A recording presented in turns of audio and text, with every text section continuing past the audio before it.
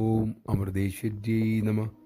കൂടെ കൂടെ അമ്മയെ കാണാൻ പോകാറുള്ള ഭക്തന്മാർ പൊതുവെ പറയാറുള്ള ഒരു പരാതിയുണ്ട്. ആദ്യമൊക്കെ അമ്മ ഞങ്ങളോട് മിണ്ടിയിരുന്നു, ചിരിച്ചിരുന്നു, സംസാരിച്ചിരുന്നു. ഇപ്പോൾ അവഗണന തന്നെയാണ്. ഈ അവഗണന കോപാഭിനയം, കാരുണ്യത്തിൻ്റെ മറ്റൊരൊഴുക്കാണ്.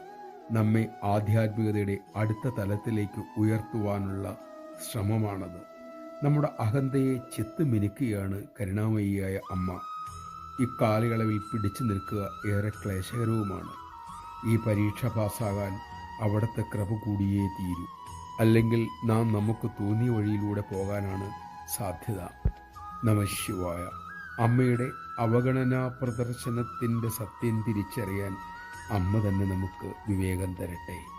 അഹന്തയെ തൊട്ടുകളിക്കുന്നതാണ് നമുക്ക് ഏറ്റവും വേദനാജനകമായ ചികിത്സയും.